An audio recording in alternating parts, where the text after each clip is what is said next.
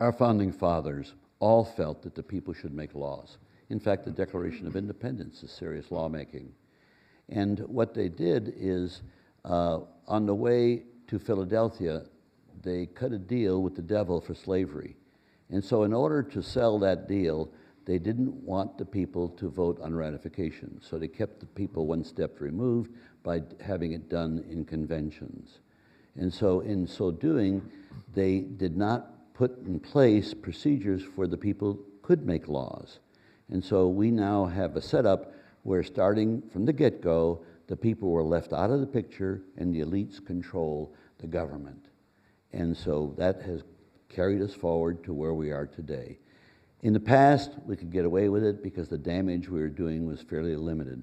But now, with the environment, with the technology we have, the ability to destroy the planet with our nuclear capability, the destroying of the planet with our industrialization on a guaranteed way, and with the globalization of our economic systems, which are in no man's land, we're in very serious trouble.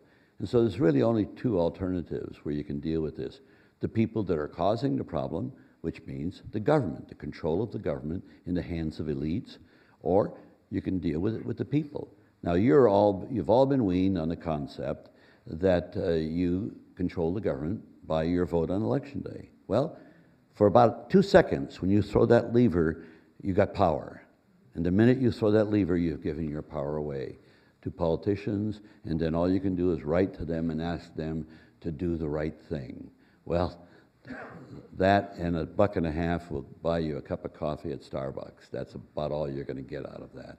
Because you know and I know representative government is broken. And I could cite you chapter and verse on that, but you know it intuitively. You know it. And so if there is no solution within the government, then where is the solution? There's only two venues. And then what is the force that they have that you don't have right now? You have it in California. I'm speaking in California right now, and you have the initiative process. And this came about at the turn of the last century. It was one of the great progressive states that was steps that was done from the founding of the country. And now what we need to do is to take that power, improve upon it, because the laws that brought this about are not all that great, but we can improve upon it and take that power to the federal level. And that is with the national initiative, a piece of legislation took me 10 years to write. And that legislation, when the American people enact it, the Congress will never enact it into law because it dilutes their power. And the American media will never support it because it dilutes their power, because they're the intermediaries of those who hold power.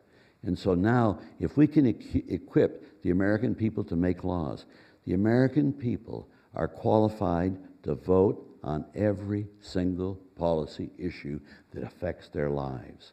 They don't have the barriers that the people who hold public office have, which is, of course, their own self-interest.